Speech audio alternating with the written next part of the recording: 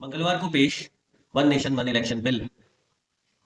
यह बिल भारत के संघीय ढांचे के ऊपर एक बहुत बड़ा प्रहार है। पूरे देश में एक साथ चुनाव कराने का जो प्रयास भारत की सरकार कर रही है इस बिल को लाकर, इससे क्षेत्रीय दलों का अस्तित्व तो खत्म ही हो जाएगा, क्योंकि जब चुनाव एक साथ होंगे तो राष्ट्रीय मुद्दों के ऊपर क्षेत्रीय मुद्दे हावी नहीं हो पाएंगे और कहीं दबकर रह जाएंगे। This is Offbeat and Personal with Udit. Please like, share and subscribe the channel. नमस्कार, स्वागत है आपका। आज बात कर रहे हैं हाल ही में लाए गए one nation one election bill के ऊपर।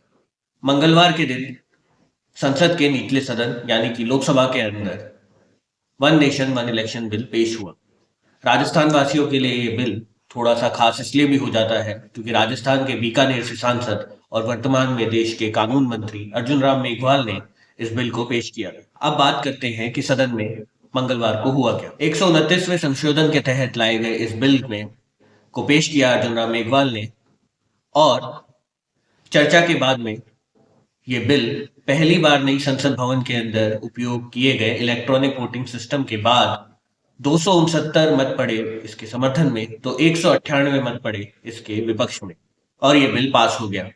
संख्या और ज्यादा हो सकती थी इसके पक्ष में, पर भाजपा के 20 से ज्यादा सांसद सदन से नदारद थे। ये पहली बार है कि जब भाजपा ने 2014 के बाद किसी बिल के लिए व्हिप जारी किया हो और उसके सांसद सदन में मौजूद नहीं हो। खैर, पार्टी उस पर क्या रुख अपनाती है या उन पर क्या एक्शन लेती है वो हम बाद में देखेंगे। अब बात करते हैं बिल के बारे में।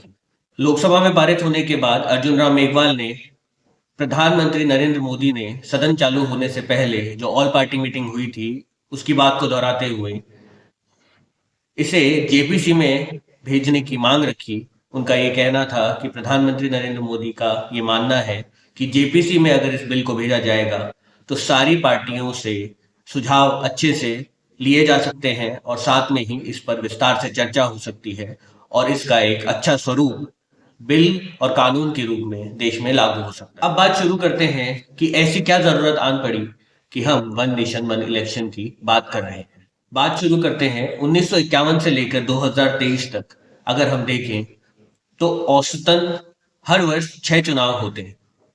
अगर 1951 के चुनाव की बात करें जिसमें कुल 10.5 करोड़ रुपए खर्च हुए थे और प्रति मतदाता 60 पैसे का भार आया था, वही चीज हम 2009 के चुनाव में देखें तो 1000 करोड़ से ज्यादा का खर्चा आया था और प्रति मतदाता 17 रुपए का खर्चा आया था। 2014 के चुनाव के अंदर ये खर्चा 46 रुपए आया था, तो 2019 के चुनाव में ये खर्चा बढ़कर 72 रुपए प्रति मतदाता पर पहुंच गया था। 2024 के चुनाव के आंकड़े अभी आना बाकी हैं। इसीलिए सबसे बड़ा विषय तो यही है कि देश में बार बार चुनाव होने की वजह से जो आर्थिक भार पड़ता है और जो खर्चा चुनाव कराने का बढ़ गया है इतने वर्षों में, वो पैसा अगर एक साथ चुनाव करने से अगर बचता है तो वो देश की विकास में काम आएगा। साथ में ही जो डिफरेंट मशीनरीज इसके अंदर यूज होती हैं उनकी एफिशिएंसी भी बढ़ेगी, क्योंकि उन्हें एक साथ काम करने का मौका मिलेगा। क्योंकि होता ये है कि अगर हम हमारे देश की चुनावी प्रक्रिया को देखें तो सबसे पहले चुनाव डिक्लेयर होते हैं और चुनाव डिक्लेयर होते ही लग जाती है आचार संहिता। अगर केंद्र सरकार कार्य कर रही है और किसी राज्य में आचार संहिता लग जाती है तो उसे केंद्र की योजनाओं का लाभ नहीं मिल पाता। वहां की जनता को इंतजार करना पड़ता है जितने समय तक आदर्श आचार संहिता लागू रहती है। अगर हम राजस्थान की ही बात करें तो राजस्थान में पिछले साल नवंबर में चुनाव हुए थे, दिसंबर तक सरकार का गठन हुआ, 3 महीने काम कर पाई सरकार और लोकसभा की आचार संहिता लग गई। फिर 3 महीने तक इंतजार करना पड़ा हर कार्य को करने से पहले। उसके बाद यहाँ उपचुनाव हो गए तो उसकी वजह से फिर 1 सवा महीने तक इंतजार करना पड़ा सरकार को कोई भी काम करने के लिए। और उसके बाद अब आने वाले समय में नगर निकाय और पंचायत के चुनाव आ जाएंगे तो उनकी आचार संहिता लग जाएगी।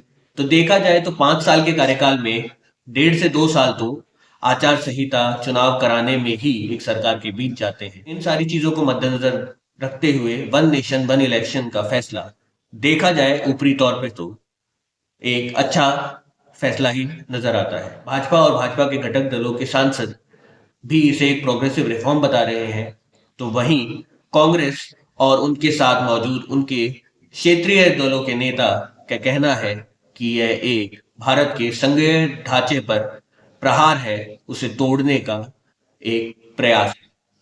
वन नेशन वन इलेक्शन की प्रक्रिया शुरू हुई थी।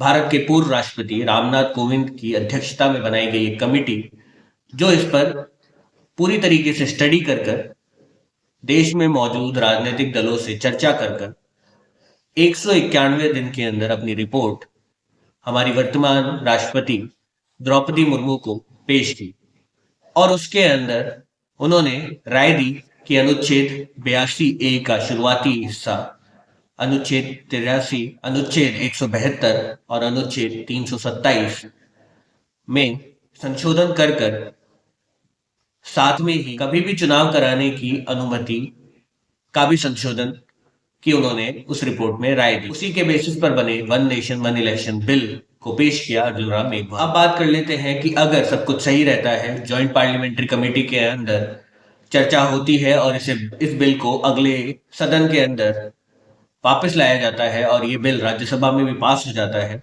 तो क्या होगा ये कि 2029 के अंदर एक इलेक्शन कमीशन एक डेट डिक्लेयर करेगा। उस दिन पूरे देश में जो भी विधानसभा या जो भी सदन चल रहा होगा उसे भंग कर दिया जाएगा और पूरे देश के अंदर उस 1 तारीख पर चुनाव होंगे। ये चुनाव 2 फेजेस में होंगे। पहले फेज में चुनाव होगा विधायकों और सांसदों के लिए, उसी के 100 दिन के गैप से दूसरे फेज में चुनाव होंगे नगर निकाय और पंचायतों के। इससे होगा ये कि जो इलेक्टोरल रोल्स का काम है, वोटिंग लिस्ट का काम है, वो इलेक्शन कमीशन को एक ही बार करना पड़ेगा। जो अपडेशन है, जो भी उसमें ऑल्टरेशंस है, वो सारा काम उन्हें एक ही बार करना पड़ेगा और दोनों ही चुनाव में वो सेम वोटिंग लिस्ट काम में आएगी और साथ ही यूज होने वाली मशीनरी को बार बार उपयोग लेने के बजाय एक ही बार में काम में लेकर एक साथ पूरे देश के अंदर चुनाव कराए जाएंगे, जिससे समय भी बचेगा और देश का अमूल्य धन भी बचेगा। अगर हम हिस्ट्री की बात करें तो 1952 से लेके 1970 तक जितने चुनाव हुए वो वन नेशन वन इलेक्शन के तहत ही हुए। उसके बाद जो स्थितियां बनी, कहीं पर सरकार गिरी, कहीं पर सरकार के पास बहुमत नहीं था, इसीलिए धीरे धीरे कर स्थितियां ऐसी बनती गई कि चुनाव अलग अलग कराने पड़े।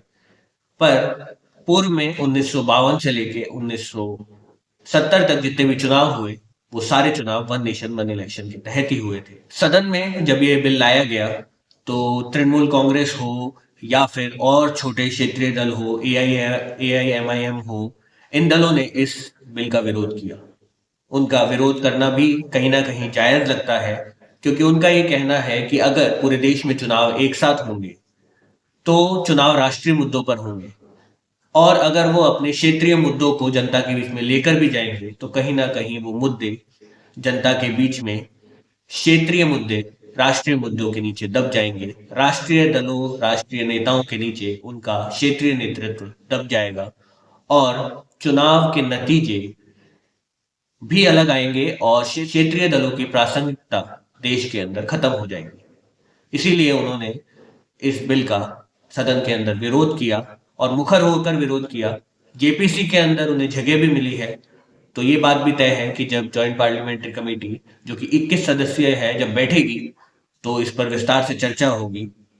खैर, इस बिल के 2 फायदे तो साफ साफ नजर आते हैं कि चाहे देश की पुलिस हो, चाहे सुरक्षा एजेंसियां हो, चाहे इलेक्शन कमीशन हो, जिस तरीके का आर्थिक भार देश पर आता है वो आर्थिक भार कम होता है तो वो पैसा देश के विकास में लगेगा।